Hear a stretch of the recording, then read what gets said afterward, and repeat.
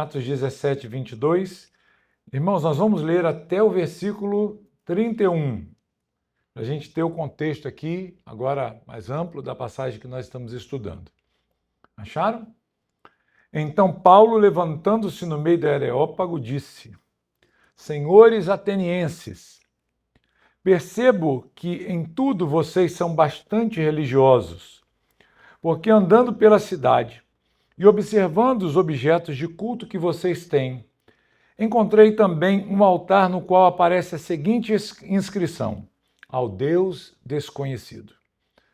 Pois esse que vocês adoram sem conhecer é precisamente aquele que eu lhes anuncio.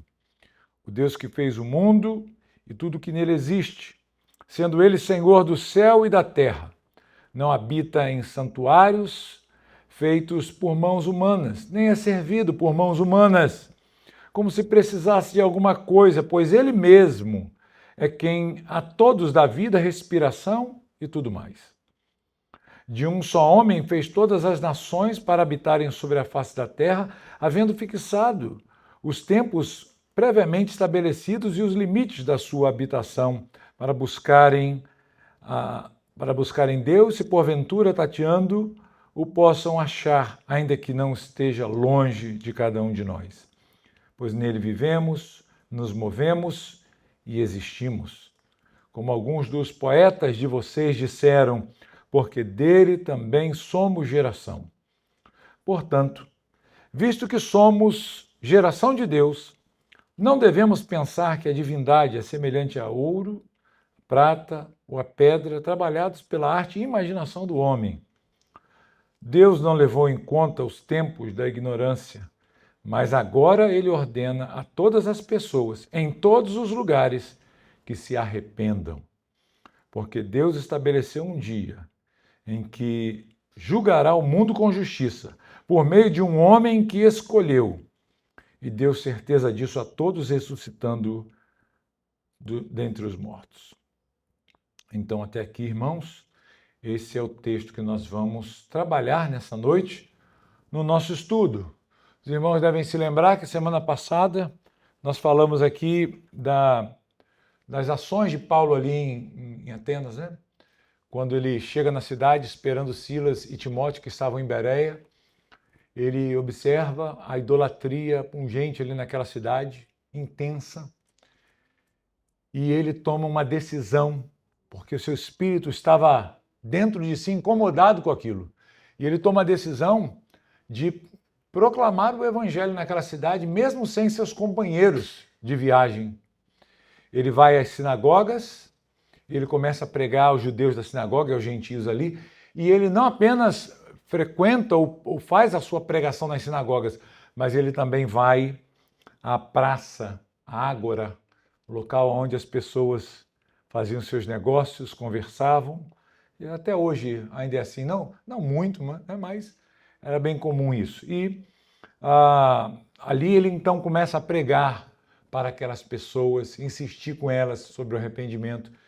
E aí nós vimos na semana passada que isso desperta uma espécie de inquietação e curiosidade na mente dos atenienses que estavam ali ouvindo a pregação de Paulo. E eles ficam incomodados com aquelas novidades, com aquela pregação, e eles então fazem alguns juízos a respeito de Paulo. Alguns vão dizer que ele é um pregador de deuses estranhos, e ele prega a Jesus e a ressurreição, que eles não conheciam isso. Talvez, pensando aqui no termo ressurreição, na palavra, que é uma palavra grega que ela se confunde, ela se mescla com o nome de uma deusa grega. E talvez eles estivessem pensando assim, estão falando de um tal de Jesus e de uma deusa. E o que é isso, né? E outros falavam, esse homem é um tagarela, um falador demais, né? E começam então a fazer esse juízo a respeito de Paulo. E então esses homens não se detêm apenas com essas pequenas informações que chegam aos ouvidos deles, meio que embaraçadas, a cidade inteira já estava em polvorosa por causa das notícias que chegaram ali, a pregação de Paulo. E eles então resolvem levar Paulo para um local para que ele pudesse então ali falar a respeito daquelas ideias que ele estava proclamando em toda a cidade de Atenas. E aqui agora nós vamos encontrar um outro cenário. Verso 22 vai nos mostrar Paulo já pregando para os atenienses no Areópago. Ele vai fazer a sua pregação do Evangelho, ele vai levar o Evangelho. Eles carregam Paulo para lá e ele se detém agora numa pregação que é uma bela pregação que Paulo faz, muito instrutiva para a gente também, quando nós tivermos que falar de Cristo para as pessoas e aqueles que não têm nenhum contato, principalmente com o Evangelho. Parece, meus irmãos, que o que está acontecendo aqui nessa passagem, a partir do verso 22 aí, é claro, é uma pregação. Paulo está pregando, mas também parece ser uma espécie de defesa que Paulo está fazendo da sua posição, porque ele foi acusado aqui. Se os irmãos olharem para o texto, os irmãos verão que ele foi acusado, ele recebeu algumas acusações aqui. As pessoas consideravam um pseudo-intelectual, né? Por quê? Esse aí é um homem que fica catando coisas, sementes pelo caminho e fica juntando isso e repetindo coisas sem ele mesmo ter conhecimento delas. É um repetidor. A gente chama hoje de um papagaio, né? Que ouve uma coisa, não conhece, não tem consciência do que significa aquelas coisas, mas ele está falando, né? Ele ouviu, decorou e ele começa a repetir algumas coisas que, na verdade, ele não tem conhecimento profundo daquele assunto. Então é basicamente isso que ele está sendo acusado aqui de ser um pseudo-intelectual, né? E os gregos se devotavam muito a essas coisas. E ele foi acusado também de ser um pregador de deuses estranhos. E Paulo, então, nesse Areópago, ele começa a pregar a palavra de Deus e, ao mesmo tempo, ele vai fazer a sua defesa. Ele aproveita essa situação para anunciar o único e verdadeiro Deus, que é o Criador de todas as coisas, que fez todas as coisas, e levá-los à fé em Jesus Cristo, o Filho de Deus, que foi ressuscitado dentre os mortos. Então ele é levado a este local. O Felipe, eu acho que botou na semana passada, né, uma imagem aí do Areópago. Não necessariamente, queridos, algumas pessoas dizem que o termo Areópago não necessariamente significa um lugar físico, ok? Mas era uma espécie de tribunal supremo dos atenienses. Então isso poderia acontecer em qualquer lugar que eles quisessem. Geralmente era nessa estrutura que nós vimos aí, acho que não está aí agora, né?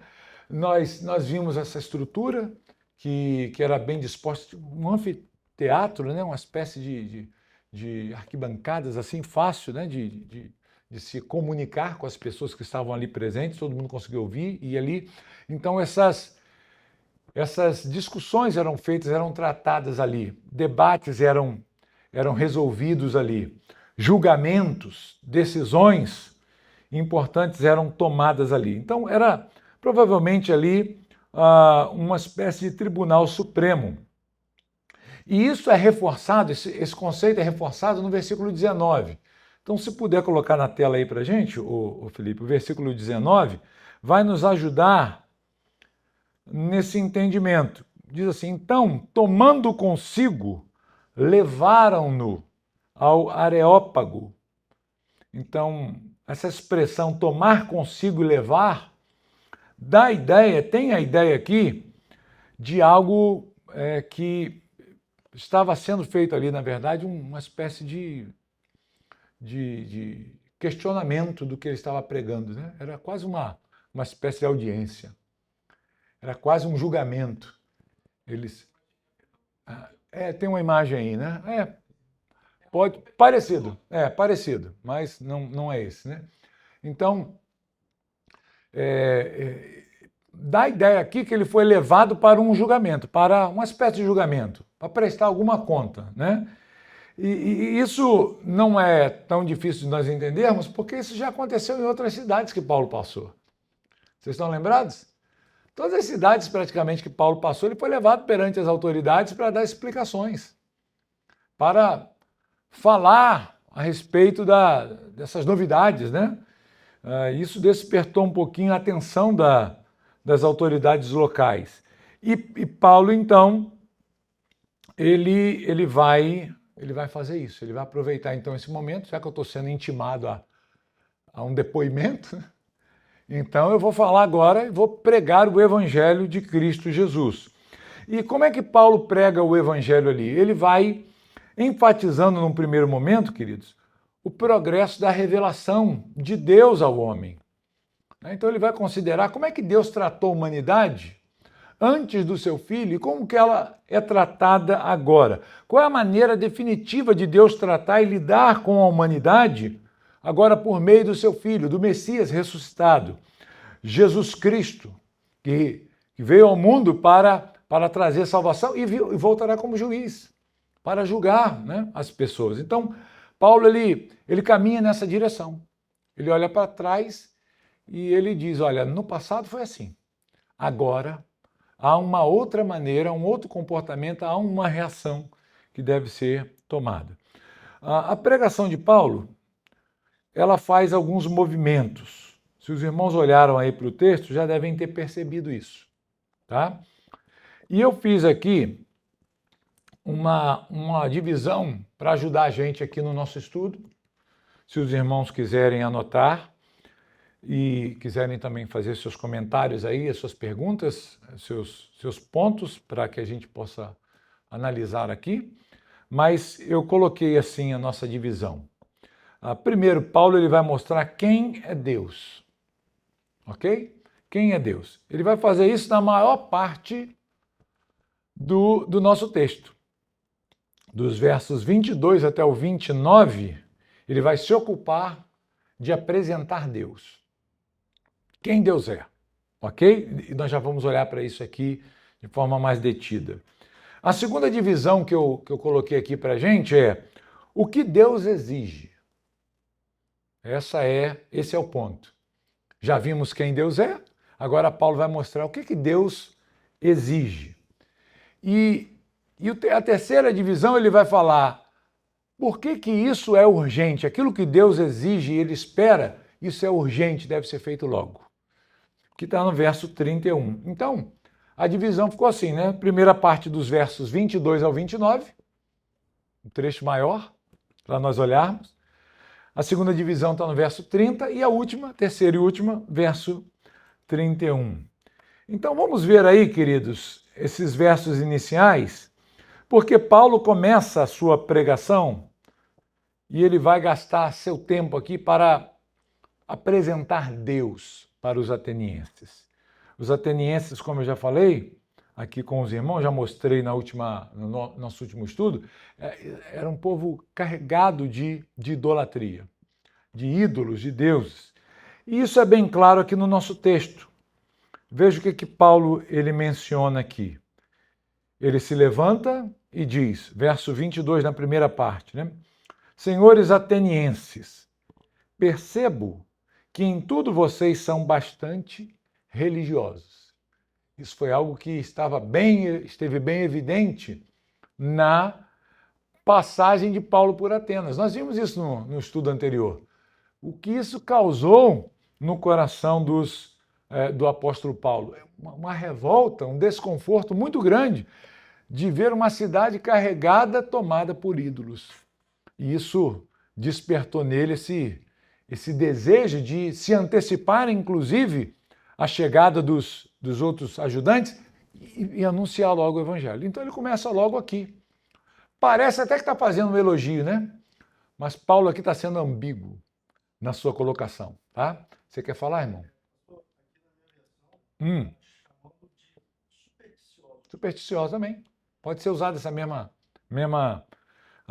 palavra aí, não tem problema não. Tem alguma versão diferente aí, gente? Já que o irmão colocou? A CF, né? Tá aí, né? Supersticioso. E mais quem aí? Tem algum que está diferente, mas é basicamente a mesma coisa, né? Eles estão tomados aí por essa condição. Parece um elogio, né? Parece que Paulo está assim, olha, legal, vocês estão bem religiosos aqui, são bem devotos, né? Bem dedicados.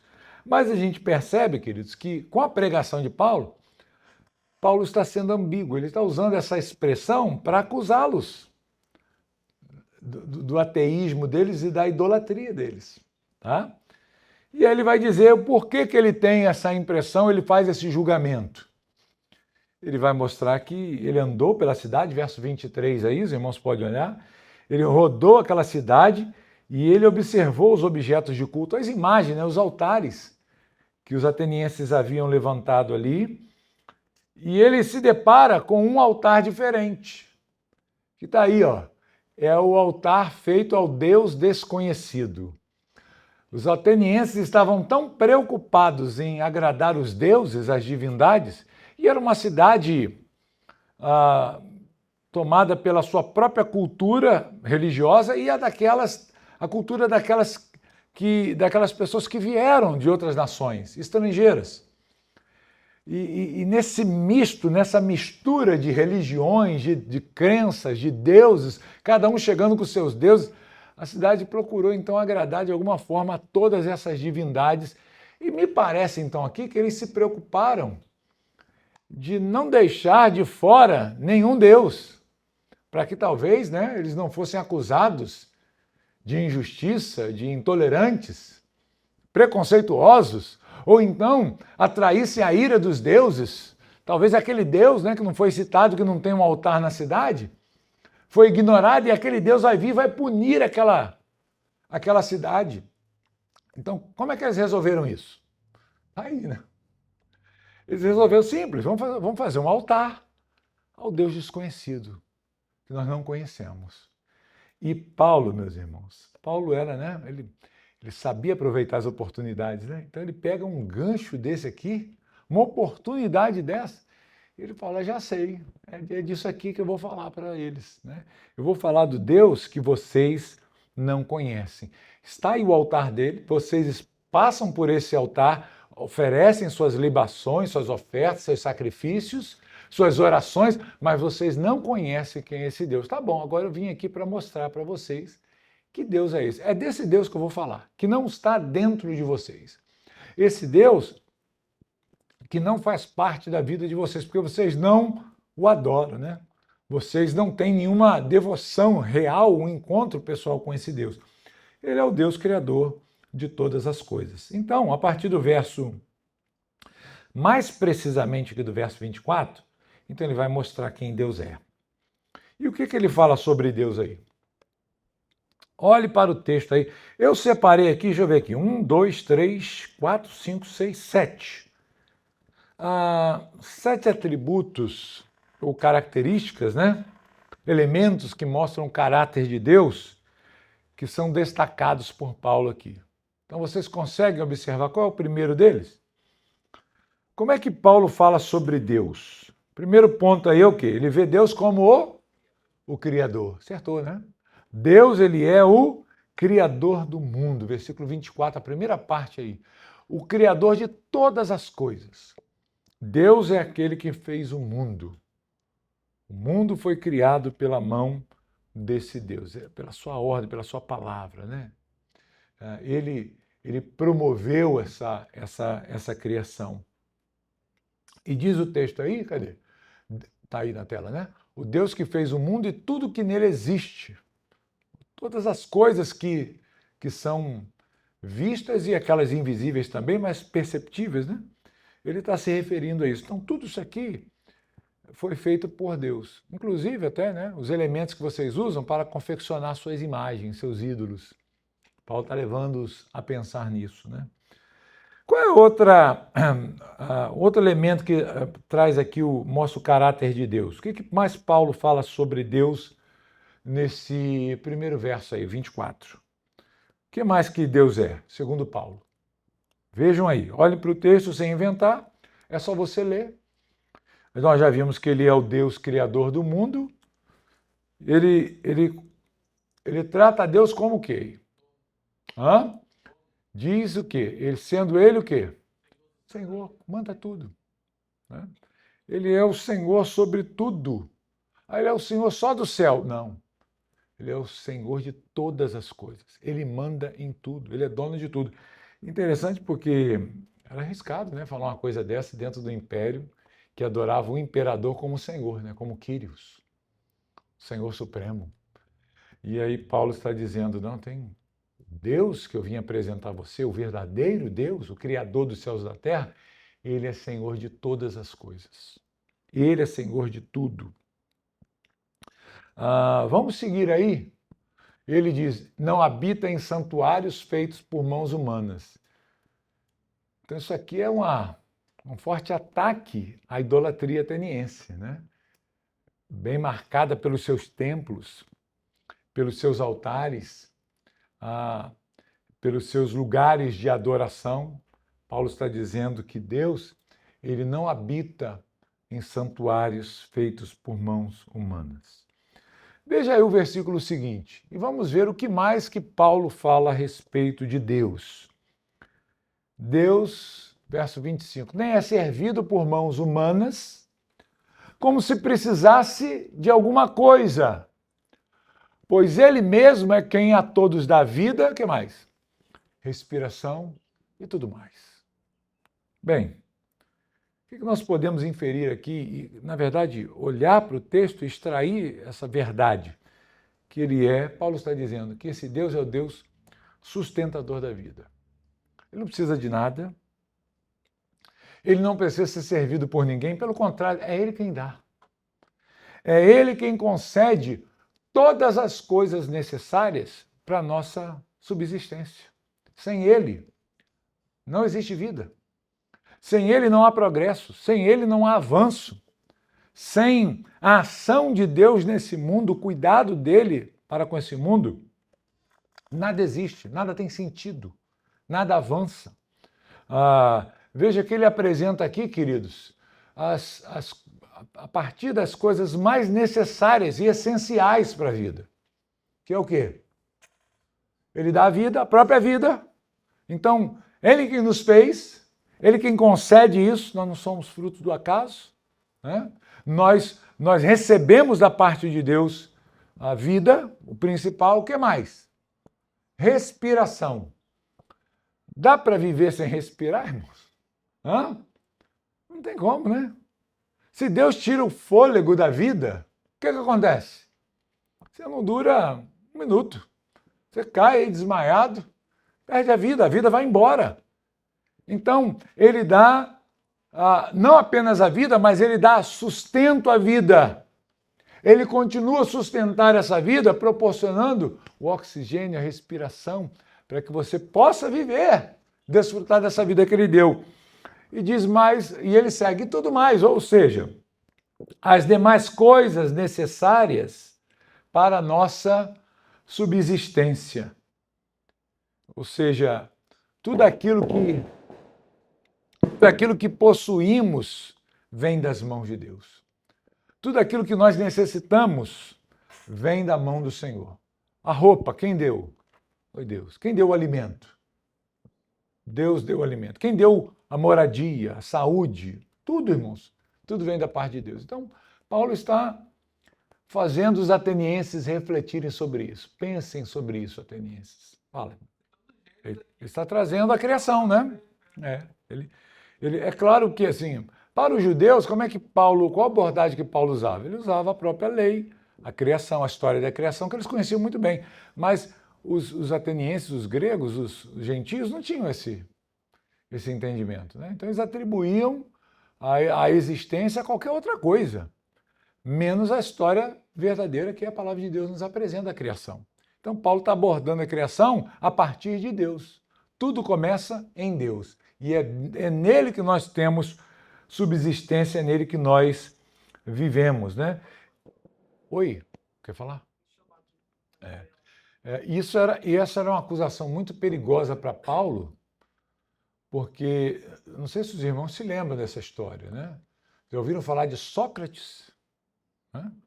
Sócrates foi morto aonde? Em Atenas. Por quê?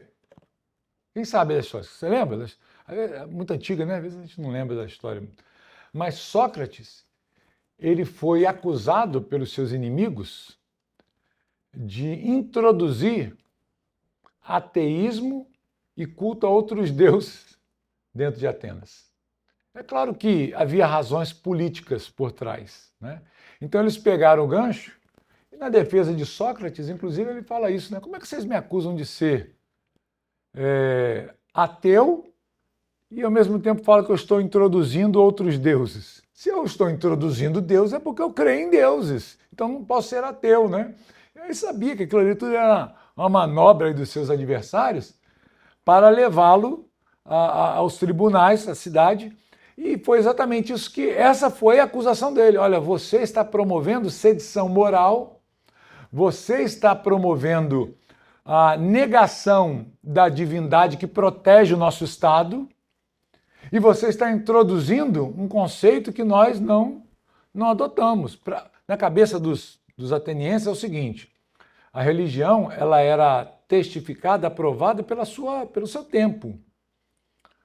Então, assim, a antiguidade da minha religião já atesta que ela é verdadeira. E eles pensavam assim, olha, se algum outro novo Deus, uma nova divindade for introduzida aqui, vai destruir com a religião que nós seguimos e vai trazer problema. Então, há 450 anos atrás, mais ou menos, antes disso aqui de Paulo estar lá em Atenas, Sócrates havia sido morto, né? Deram veneno lá para ele, teve que tomar. Dizem que ele toma o veneno lá e junta com seus discípulos filósofos e morre discorrendo sobre filosofia, né? Então ali sem nenhuma preocupação com o que estava acontecendo. Mas ele foi acusado disso. E Paulo estava aqui dentro de um contexto bem parecido. Ele está sendo levado às autoridades e estão dizendo, olha, esse cara aí, ele está trazendo coisa estranha para a gente. E na cabeça do ateniense, novidades não são coisas boas. Nos nossos dias, a gente falou até semana passada aqui, né? Falamos sobre isso. Nos nossos dias, todo mundo quer novidade. Mas novidade naquela época significava coisa ruim, problema. Então ele está trazendo coisas novas no nosso ouvido, nós não estamos familiarizados com essa coisa. Ele está querendo inserir, falar de um novo Deus, de uma nova divindade. De quem eles se lembraram? Imagine, a mente do ateniense ia voltar-se para quem? Ele ia lembrar da história, 450 anos atrás. Sócrates morreu exatamente por isso. Então o que vamos fazer com esse Paulo? Vamos dar um pega nele.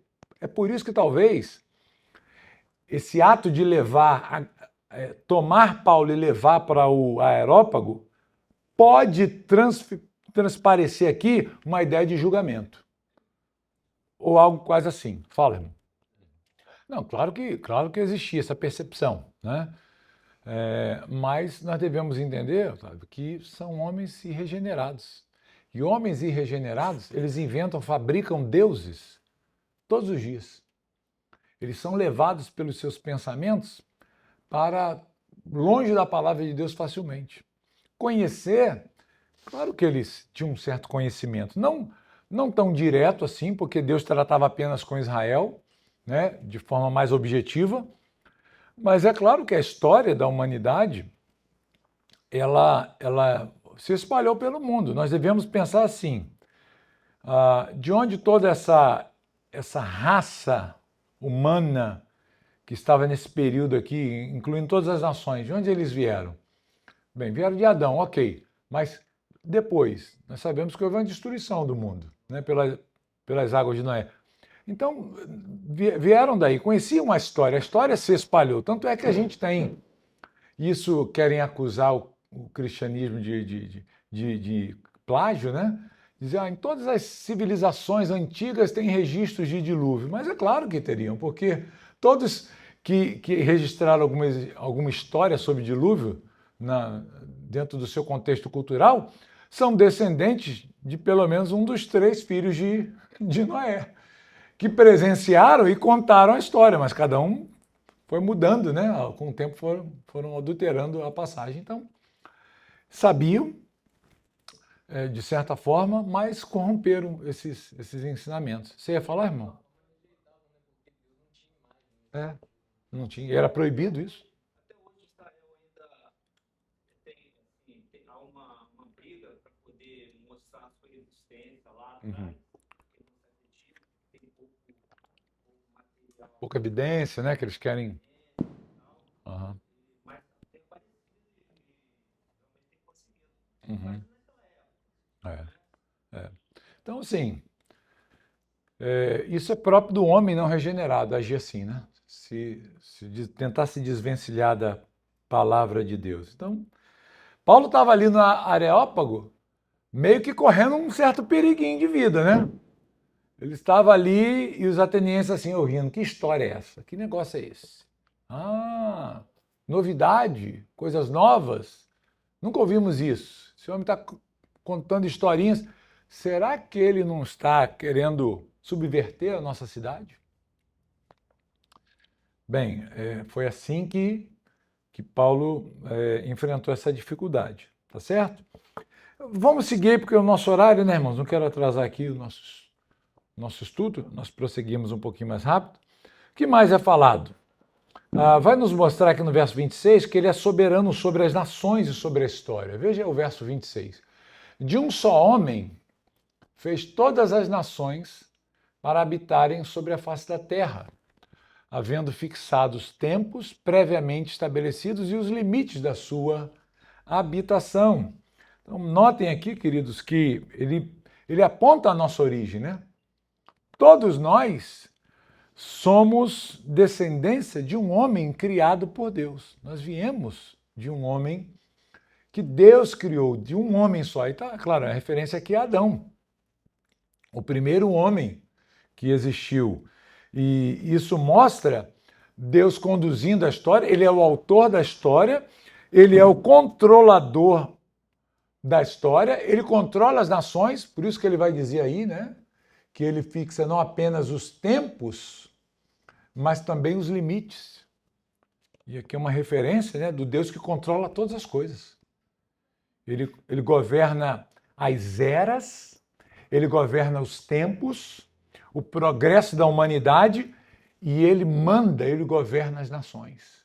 Ele é soberano sobre todas as nações, sobre os reis da terra. Então, legal a forma como que Paulo usa, né, para mostrar o domínio de Deus. Esse é o Deus que nós servimos, esse é o Deus que eu quero apresentar para vocês aqui, ele está dizendo. Que vocês não conhecem. Vocês estão tomados de divindades, deuses para tudo, mas eu quero dizer, há um só Deus. É o Deus que vocês não conhecem. E quem ele é? E ele vai dizer, ó, esse Deus está acima de tudo isso.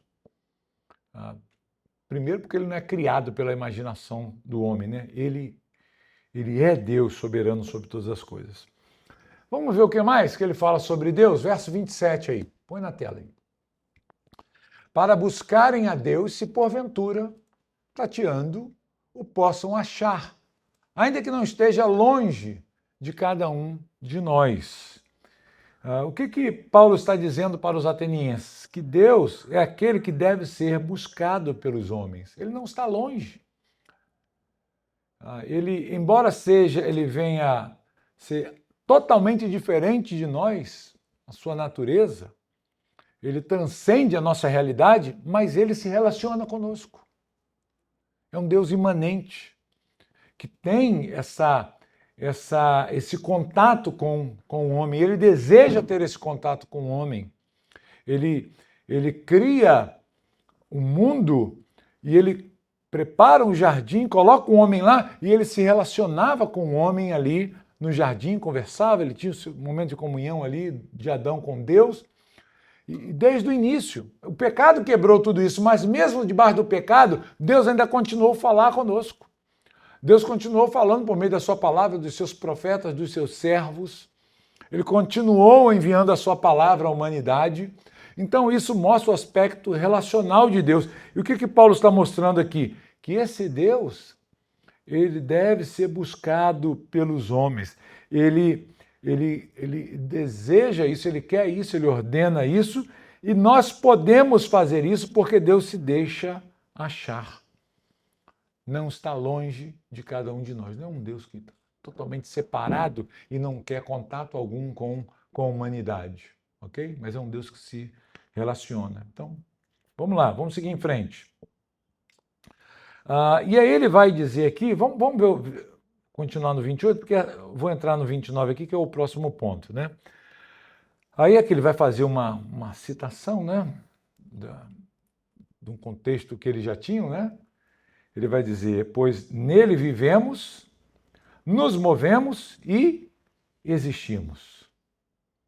Como alguns dos poetas de vocês disseram, porque dele também somos geração. Nós partimos, né? Nós somos descendência nesse sentido, porque Deus criou Adão e a partir de Adão todos os homens entraram na terra e Adão, como um filho de Deus, não com a mesma substância divina, claro, né? Mas por ter sido criação de Deus, nós pertencemos a essa geração. E aí o verso 29, ele aproveitando esse gancho, ele diz assim, portanto, aqui ele vai concluir, né? Agora ele vai fazer o portanto, une todas as coisas aqui. Visto que somos geração de Deus, Deus nos gerou, Deus nos criou, nós pertencemos a Ele. Aí ele diz, não devemos pensar que a divindade é semelhante a ouro, a prata ou a pedra, trabalhados pela arte e imaginação do homem. Então ele vai mostrar aqui, queridos, que Deus é aquele que não pode ser representado por ídolos. Não há essa história, vamos construir aqui uma imagem, uma estátua, e vamos falar, esse aqui é o nosso Deus. Mesmo que bem intencionado. Não deve se fazer isso. A palavra de Deus deixa claro aí. Então esse é um outro ponto que ele vai apresentar. Nós vamos voltar aqui no versículo já aqui para nós considerarmos. E por último, último ponto que eu quero trazer para vocês aqui é que ele é apresentado, Paulo apresenta Deus como juiz de toda a humanidade. Verso 31. O verso 31 mostra essa realidade. Deus como aquele que um dia vai julgar o mundo com justiça, baseado no seu caráter. Ele vai fazer isso. Então, essa é, queridos, a descrição que Paulo faz de Deus. Ele chega para os atenienses no Areópago e ele vai falar assim, eu vou falar para vocês quem é esse Deus que vocês têm aí, um altar para ele, mas adoram sem conhecer. Então esse Deus é isso aqui, é tudo isso aqui. E ele faz uma lista, né? Nós separamos aqui 7 elementos que apresentam o caráter de Deus aqui expostos nessa pregação que Paulo faz. Então, está bem definido, né? O que Deus é, quem Deus é, para que os atenienses não se confundissem com uma divindade qualquer que eles estavam lá, falsos deuses que eles adoravam. Agora, pergunta, o segundo ponto aqui do nosso estudo, o que Deus exige? Olha aí para o texto, nós fizemos a separação, é fácil, né? Do 22 ao 29, quem Deus é? Segundo ponto, o que Deus exige? Está onde? Verso 30. Bota aí o verso 30 aí para a gente. O que Deus exige? Deus não levou em conta os tempos da ignorância. O que são esses tempos da ignorância? O tempo pregresso, o tempo que eles não tinham esse conhecimento a partir de Cristo. Na antiga dispensação, com quem que Deus se relacionou? Só com um povo chamado judeus, nação de Israel. Deus deu a lei para eles, separou de todas as nações da terra, Deus separou Israel. E ensinou, ministrou e falou com eles. E deixou os demais povos, as demais nações, em que condição? Deixou de lado. Deixou lá. Né? Não se revelou e não se manifestou a eles, objetivamente. Né? Claro que na criação, Paulo já mostrou isso também, né? Na criação nós percebemos a divindade. Mas Deus, na antiga aliança, o que ele faz? Ele trata apenas com Israel e deixa o povo, o restante dos povos, na ignorância, sem compreensão de quem Deus é, cegos, mergulhados na escuridão. E aí Paulo está dizendo, ó, Deus não levou em conta os tempos da ignorância. Mas agora, quando que é esse agora? Debaixo da nova aliança, sobre Cristo, né? Sobre a revelação agora sendo ministrada para o mundo inteiro, sendo espalhada pelo mundo. É por isso que Paulo está ali. Ele está ali para levar essa mensagem para o mundo. E ele diz, mas agora ele ordena a todas as pessoas, em todos os lugares, não só em Israel, não só dentro do povo judeu, mas em todas as nações da terra, que façam o quê? O que Deus exige? Arrependimento. Vocês têm que se arrepender. Se vocês não se arrependerem, vai ser problemático para vocês. No passado, Deus não levou em conta isso. Não é que Deus ignorava no sentido de, fazia vistas grossas e salvava as pessoas a si mesmo, né? Não é isso. Deus simplesmente deixou eles na ignorância, na escuridão profunda. Deus não se revelou a eles. Às vezes Deus, a gente leu já a história do profeta Jonas, né? O profeta Jonas foi um missionário atípico. Ele foi enviado para Nínive, para pregar o evangelho, né? A salvação para aquela nação. Deus chamou, se arrependam, vocês vão perecer. Jonas foi lá contra a vontade, pregou e a cidade inteira se converteu. Deus salvou aquele povo. Pelo menos aquela geração, porque na outra já estava tudo perdido de novo. Mas em nenhum lugar no Antigo Testamento você vê Deus falando para os judeus, saiam pelo mundo e façam discípulos das nações, batizem, converta as pessoas, leva a lei para eles, prega lá Moisés, os profetas. Não. Aqui, só entre a gente. Mas agora o evangelho chegou e pode ser espalhado para todas as nações da terra. E qual é a mensagem do evangelho? Em suma é o quê? Se arrependam. Se arrependam e creiam em Jesus, o Filho de Deus que veio ao mundo para morrer por pecadores. Essa é a mensagem do evangelho. Não é verdade? Deus, em seu Filho, providenciou a nossa salvação, o perdão para os nossos pecados, nos justificando quando nós aplicamos a nossa fé e cremos na sua obra salvífica. Confessamos Ele como Senhor e Salvador de nossas vidas. Então há provisão para o nosso pecado em Cristo Jesus. Qual é a necessidade, a urgência aqui? Qual é a ordem? Se arrependam. Em todos os lugares, não só aqui, todos os lugares. Será que Atenas precisava de arrependimento, irmãos? Meu Deus do céu! Um povo totalmente idólatra. Ídolos para tudo quanto é lugar, né? E assim, então, se arrependam. Essa é a mensagem, atenienses. Se arrependam. O que esse Deus que eu acabei de apresentar para vocês, ele exige? Eu estou aqui porque ele exige algo. Ele exige que vocês se arrependam. Se arrependam dos seus pecados. Ok? E o terceiro e último ponto, rapidamente aí, verso 31, coloca aí na tela. Por que essa mensagem, essa ordem é urgente? E ele já responde, né? Leia aí. Leia o texto. Porque Deus estabeleceu um dia, o quê? Em que julgará o mundo com justiça. A justiça dele, queridos, não é como a nossa, né? A justiça perfeita. Por meio de um homem que escolheu. E aqui a referência a quem? Ao Cristo, né? Ao Messias Salvador. E deu certeza disso a todos, ressuscitando dentre os mortos. Então, por que aquilo que Deus exige deve ser feito depressa? Porque ele vai dizer, porque Deus estabeleceu um dia. Quando que é esse dia? É o dia do juízo. Virá esse dia.